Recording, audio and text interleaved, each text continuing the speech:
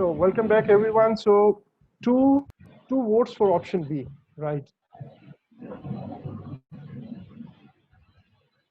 Why not option A? First, let me get an answer from Abdurrahman and Shakil as well. Yes, sir. Answer B. B, right? Everyone B. Okay, your answer is correct. Your Hello, answer sir. is, yeah. Hello, Shakil. We can hear you. Shakil, can you hear us? Shakil, can you hear me? I guess Shakil can't hear us. Haha, he's gone. Right. So now I will read this paragraph for you. Actually, I'm not sure if you get this paragraph 100% or not. The first sentence is, is paraphrased form of option B. The notion of planning entire communities prior to their construction is an ancient one. Like, I guess in Pakistan, Islamabad, Wakand, and maybe Abbottabad, these were some of the cities which were planned before construction. Okay, so the first sentence says that this idea is an ancient one. That means this is an old concept. And option B says, well, this is not a new concept. So it's one and the same thing, right? So this one first sentence is the main idea of this paragraph. Whatever is written after this is just used as an example or as a proof of this sentence. Yes. Right? For example, in first sentence it says this idea is not new, and then it starts, giving examples. Like it started with this, in Greece in this 4th BC century, then it came into the Middle Ages, and then it came to the this 1660s, and then in the 18th centuries. You see, so he is just proving his point that right from 4th century BC till modern days cities like New York and St. Petersburg and and so on, and Washington DC. So cities, these modern cities, cities which were constructed in 4th century BC till cities which are very recent, cities, have used the idea of urban planning. So whatever is written after that, it is just example or proof of the first sentence. Now, okay. Now, did you understand it the same way as I'm describing it now, or you just read it in isolation? Like there are many students, they read one sentence and they don't relate why this sentence is written here or in which context this sentence is written here. They understand every sentence individually, but they fail to relate that why this sentence is there. Fine. So what I think, I'm not sure if you guys could relate that, well, this one first sentence is the main point, and rest everything is an example of this point. That's it. Clear? Yes. Okay. So now let's move forward and have a look on the next question. In this, can you tell me, according to the second paragraph, the garden city movement, now A, B, C, D, which option is correct?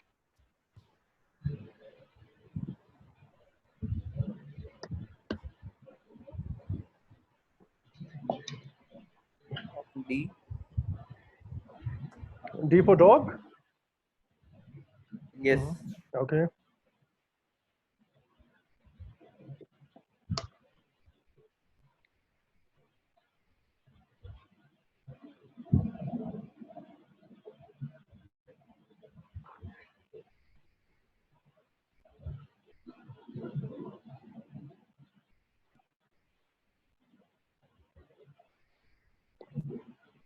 Sorry, I'm taking tea.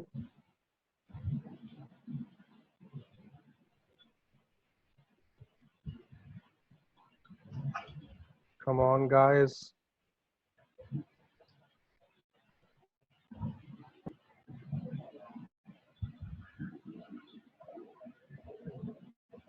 Yes, sir. D. D, right. Two options. Two votes for D. Shakil and Abdurrahman.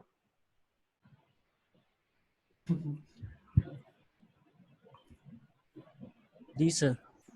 Mm-hmm. Abdurrahman, just challenge them and go against them, right? And choose Okay, something, yeah. and then choose something wrong, right? Okay. Now, the correct option is D. Now, I think it's yeah, it's D. It's D, not A. Look, let's discuss these options one by one. Garden City movement came. Now, for these kind of questions, it is good for you to read every sentence, with this last part of the sentence. Like, the Garden City movement came just before the Industrial Revolution. Was this the case?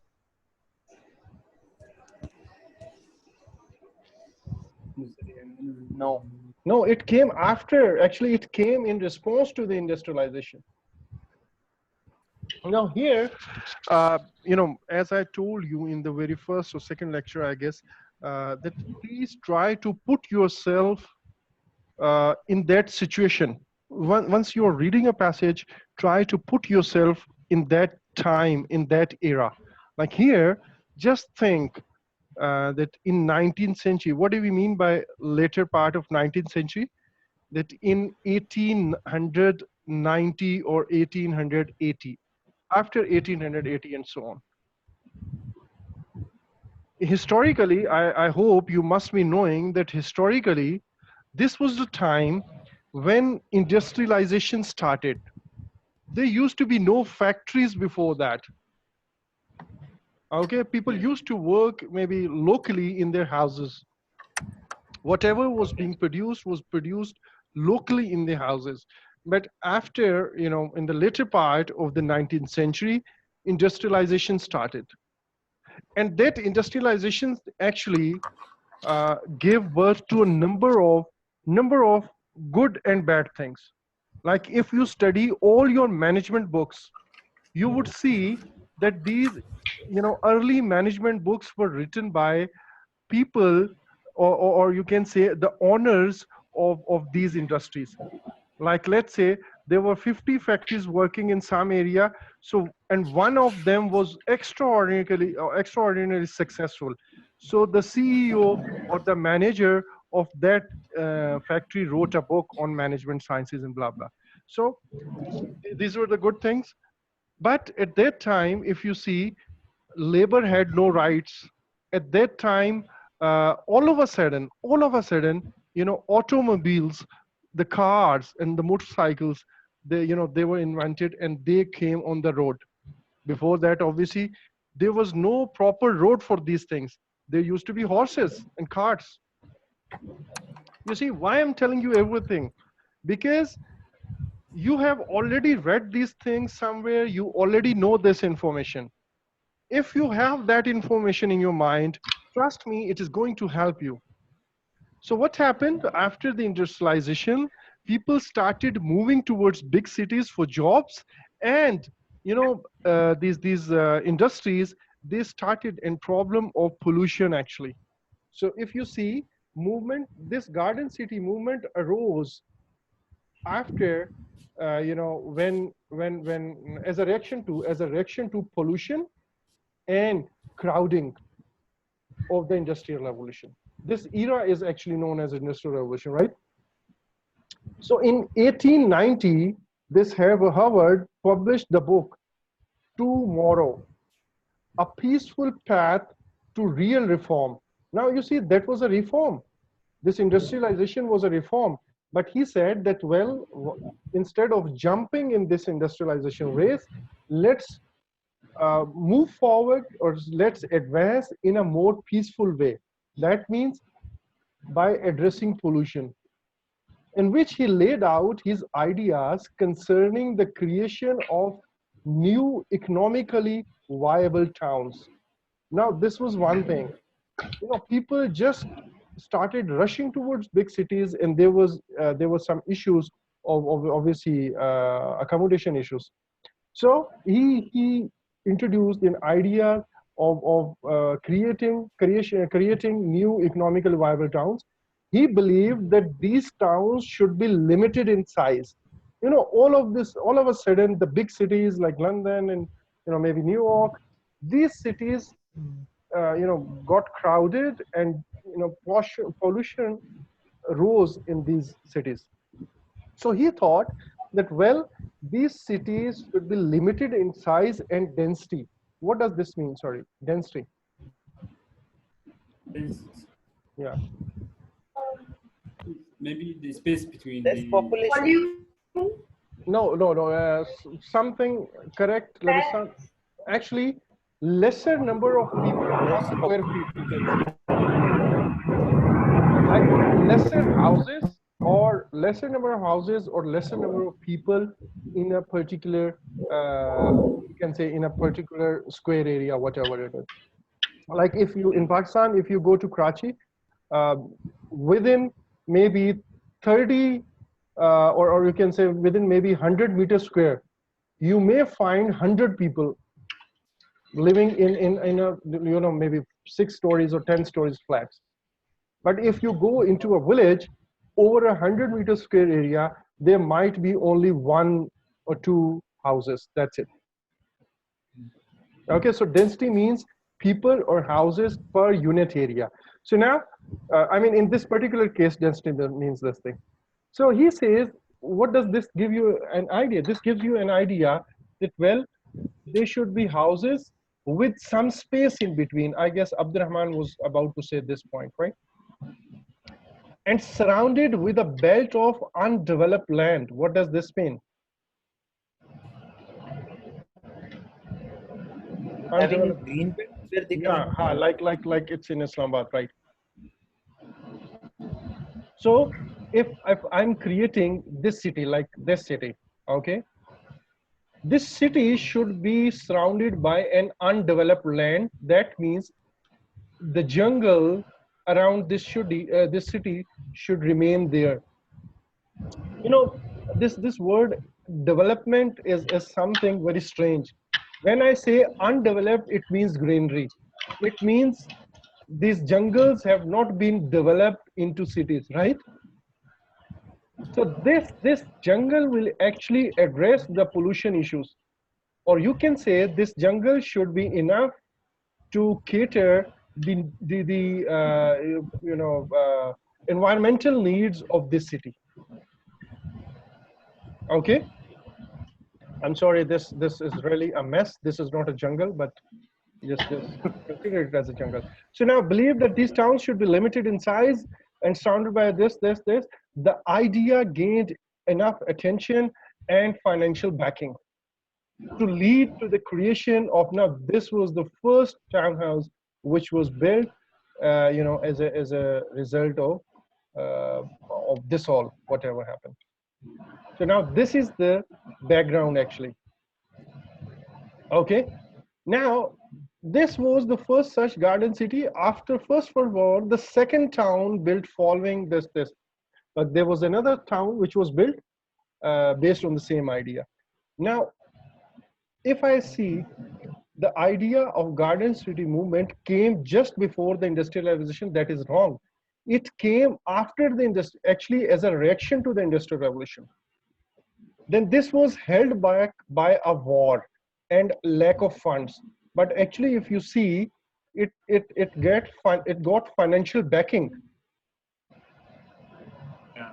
Okay, and then resulted in cities that were larger. No, these were not larger, they were limited in size actually. So only option left is D.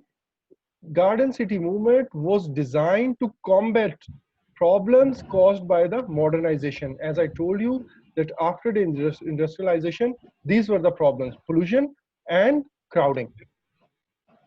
So to address these two problems, or as a reaction to these two problems, garden city movement arose, right? So now I went into much detail just to give you an idea if you are facing any problems in reading. So please try to go to that depth, right? Now, what was one aim in designing the city of Redburn?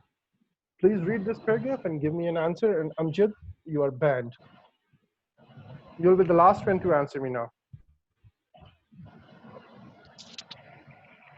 Sir, I already have an answer. Okay, I please. don't know if it's right or wrong. Okay, yeah. Please don't say anything. Sure.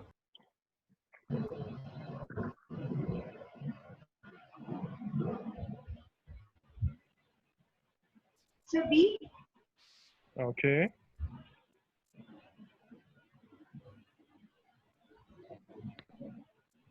Abdurrahman and Shakil.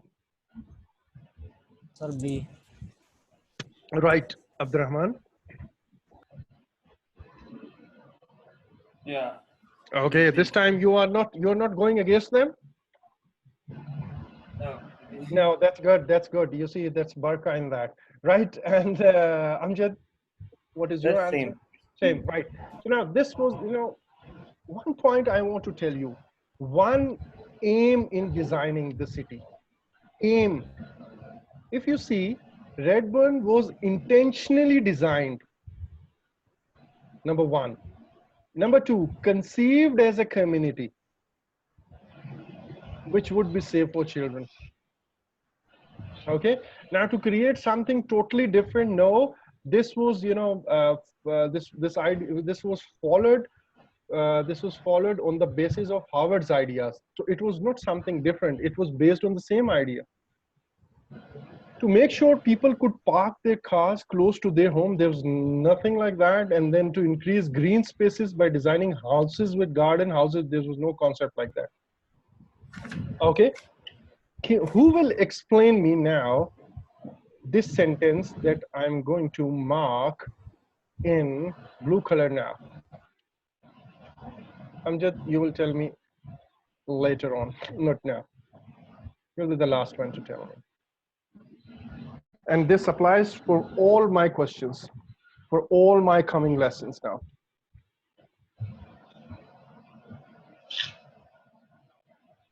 Okay, so please read this sentence.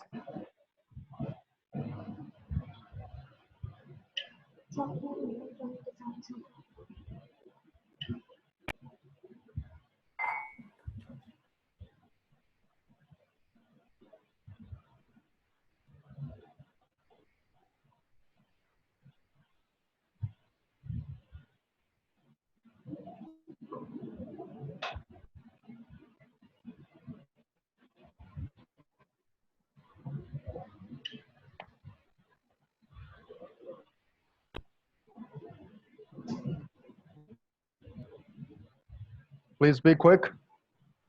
I've just asked you, explanation of one sentence. Okay, Amjad, unmute. Unleash. Okay, sorry, unmute. Okay, go ahead. You want me to speak? Yeah, this time I won't. Okay.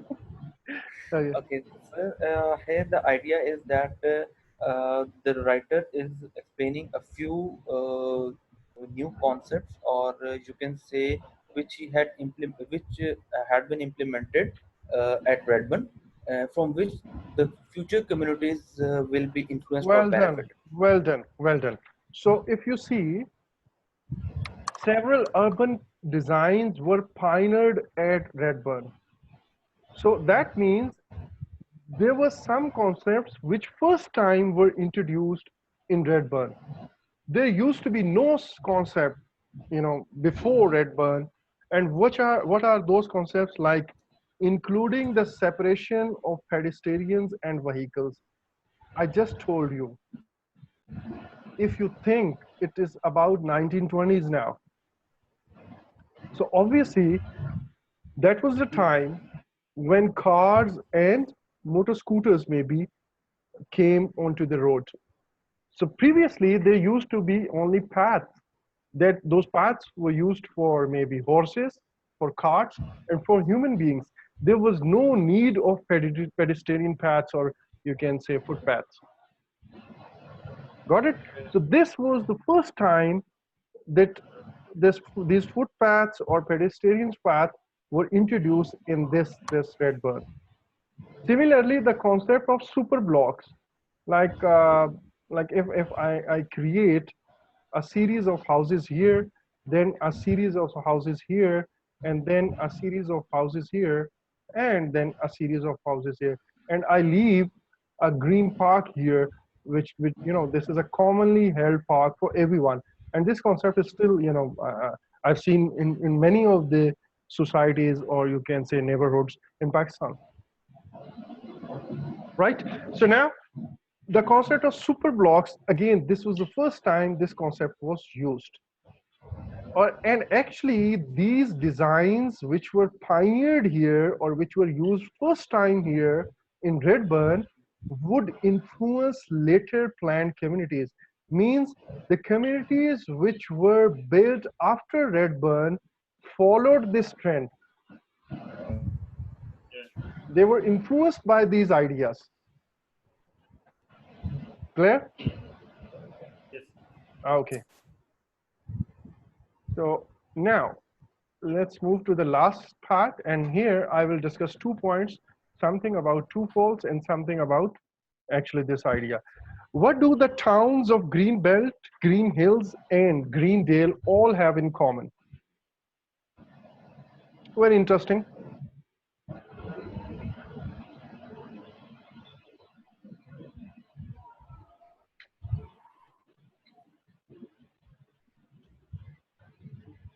Generally, I get 2 answers for this paragraph. I don't know why. I have my answer, but it is one. Okay. Someone said C. Yes, sir. Okay, this is doctor. All right. Yes, sir. Okay, this is Shakil. What about you? Yeah, Abdurrahman. Yes, sir. Which one?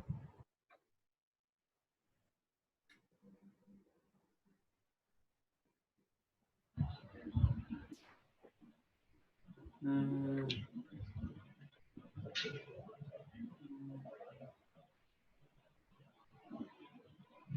I can say C. Mm-hmm. Okay, and what about you, Amjad?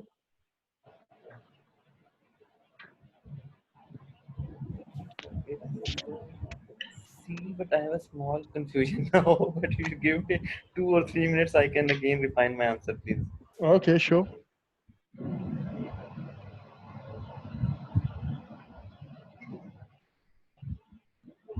Anyone for D?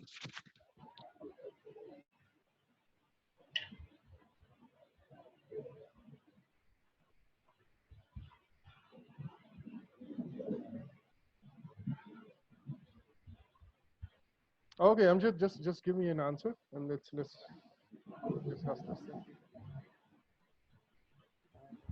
Sir, I was firstly going for C, but now I have a doubt on A as. So I'll go with A. Okay, so this time Doctor and Abdurrahman, they are correct. Okay, that's Right. good. That's good. Good. Right. So now let me explain you a few points here. And I will use this example to explain you something about true false, especially about false and not given questions. Okay. Sorry, not given options. The residents were affected by the stock market collapse. What does this mean? That people living in these 3 townhouses, Greenbelt, Green Hills, and Greendale, people living in these 3 areas, or these 3 towns actually, sorry, not townhouses, these 3 towns were those who were affected by the stock market collapse. Now, if you read the paragraph, it says that in 1920, this stock market crashed. And then, there was a lot of joblessness and people lost their jobs. And because of that, people required some cheaper or affordable housing. So there was a great demand of affordable housing as well as employment. So after 6 years after this, when this demand, reached its peak, President Roosevelt He created a resettlement administration. That means he made a committee or an administration. This administration brought about a total of 3 green belt towns, and these were the names. These towns contained many of the elements of Garden City movement and blah blah. Now, where it is written that people living in these townhouses were only those who were the effectees of or victims of stock market crash. Where it is written? It's not at all written this way. It's not written here. So that's why A is not correct. Actually, it's just the idea that arose due to that incident. Yeah, or that was event. just an idea. That was just an idea. Like if I say in Pakistan, in 2005, the earthquake hit, particularly in the northern area of of Pakistan. And after that, a lot of actually resettlement work was generated, and it's still going on actually. So many people, they shifted whether they were effectees of earthquake or they were not. You understand that?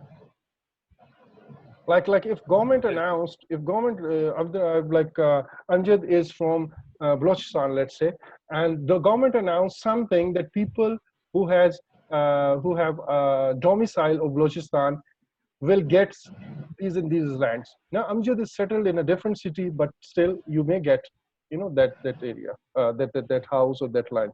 So anyways, so this is, you see why A is not correct. Obviously B is a stupid option, so I'm not discussing it. Why not D now? Yes, D is also correct. Sir, it's not at all mentioned that they were all constructed in the Exactly. Just like A, I get, most of the time I get 2 options, A and D. Actually, this time I didn't get D, surprisingly. I have a class of geniuses actually, so I got correct answers. So here it says that in 1920 stock market crashed. In 1935 this administration was created. What does this resettlement administration means? It means it was kind of a committee made by this president, and then this committee or this administration, it made these 3 townhouses. But when these townhouses were made, it is not written. They might have been made in 1936, 1937, or maybe only this green belt might have been built in 1936, Green Hills maybe in 1939, and so on. But this paragraph doesn't talk about any year in which these were constructed. Only thing that is common in these 3 green belts is here, these townhouses, all of them contained many of the elements of Garden City movement. Like what? Like use of super blocks and green belt of undeveloped land surrounding the community. Now if you see these townhouses, each surrounded by a natural means undeveloped. Yes. Okay, parkland means green belt. Clear? So C is the right option. Now Abdurrahman, do you have any idea about and doctor, both of you, because both of you are new candidates, I guess. I'm not sure if you have attempted any of the reading tests yourself or not. Have you attempted any of the reading tests? No, sir. Never. Yes, sir. Okay, Abdurrahman has attempted, right? So now in IELTS reading test, you get a question. Actually, 2 types of questions are there. Let me first explain, and then I will talk something about true false, right? Generally in our academics, like particularly in Pakistan, we find questions of true and false only, right? Yes, sir. But in IELTS, there are 3 options. Sorry. There are 3 options, and these options are true, false, and not given. Okay? Now and there's another type of questions which is yes, no, not given. They are somewhat similar, but there's a minor difference, and I will discuss this difference later on. But many people, they get confused between, is it false or is it not given? Is it false or is it not given? I will, cover a separate exercise for true, false, not given question. But right now, this is a very good example of true, false, not given questions, actually. That's why I teach many people here. Okay, now follow a 3-step procedure to answer true, false question, true, false, not given question. This is the maximum limit I'm saying, 3 steps. The first step that you need to see, is there any information in the passage that confirms the given statement?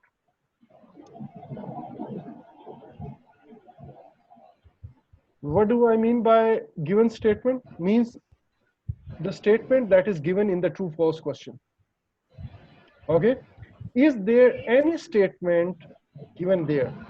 Now I ask you, like is there, if we consider this A as a true false question, is there any statement that confirms this, is there any information, any sentence in the passage that confirms that the residents were affected by the stock market collapse? No. No, No. not given. Actually, there's no statement, right? So what happens, based on our common practice, once there's no such statement or there's no such thing mentioned, we just say it's false. But actually, that is not the case. If there is something that confirm, if your answer is yes, like yes, there's one sentence which says, well, that the residents of these 3 townhouses were affected by the storm, then this option is true.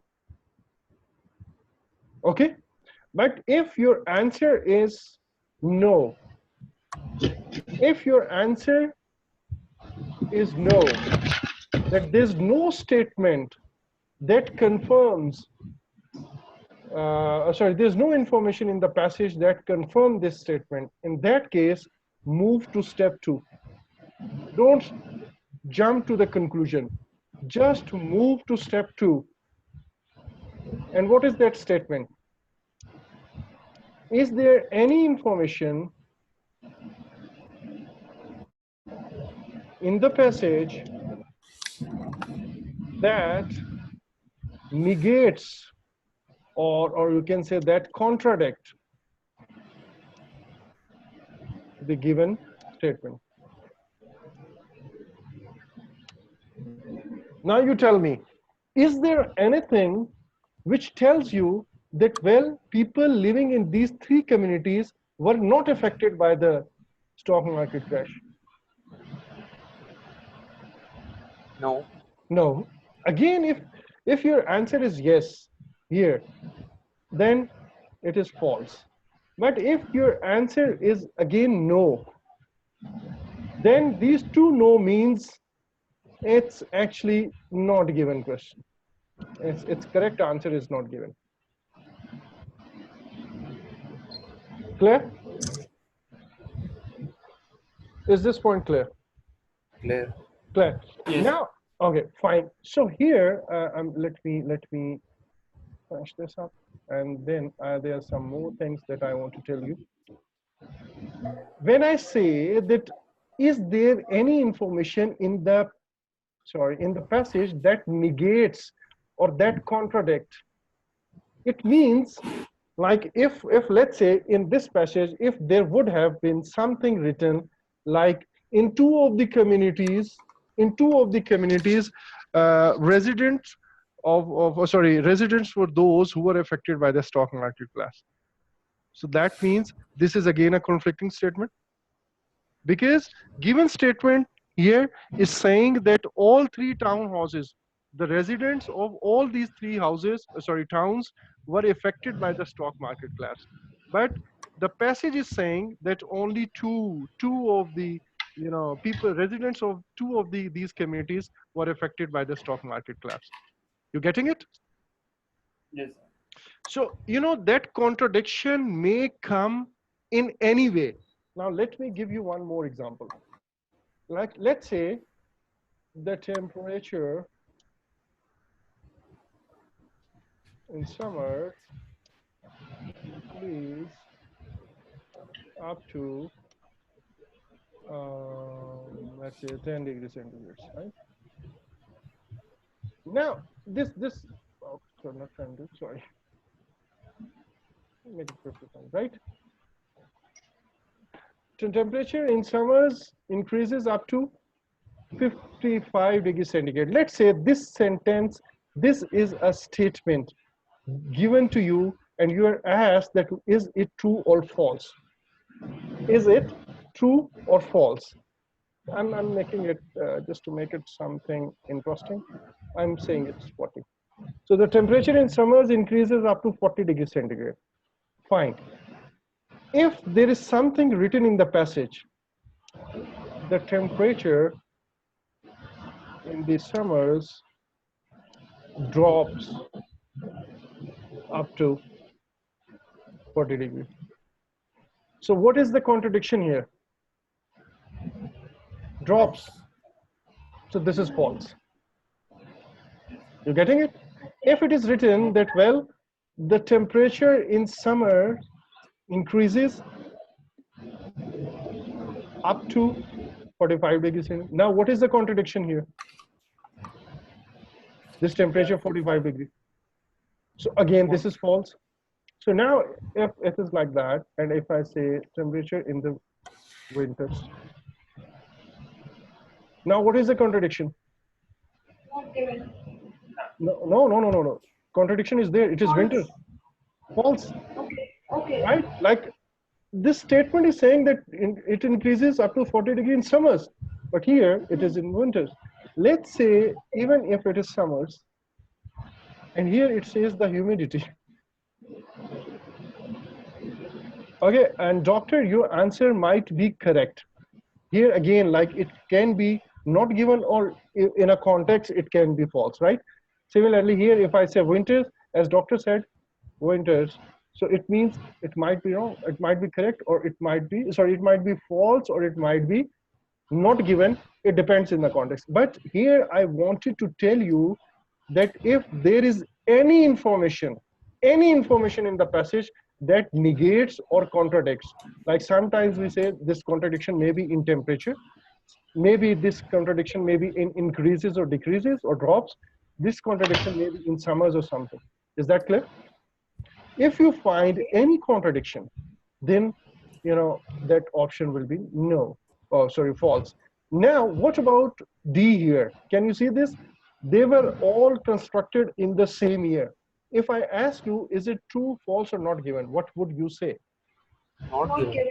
Not given, exactly. You see, nothing is mentioned. Like if I ask you, is there anything that tells us that, well, this was created in the same year? No, it is not mentioned. So is there anything that tells us that it was created in a different years? Maybe in different years? No. So it is silent about it. So it is not given. Clear? Many people, they get confused in false and not given. And I guess Amjad, you asked me this thing that you are, I mean, in fact, all of these students, they face this problem, right? So now you have to, whenever you are confused, please, there's something, some points which are very clear. You can very easily conclude. But there's some points in which you will get confused between choice of not given and false. So in that case, apply this formula. Ask from yourself, is there something in the passage that confirms? No. If there's something that negates? No. If both the answers are no, then it means it's not given. Clear? Okay. Okay, now let's move forward, and we are done with it.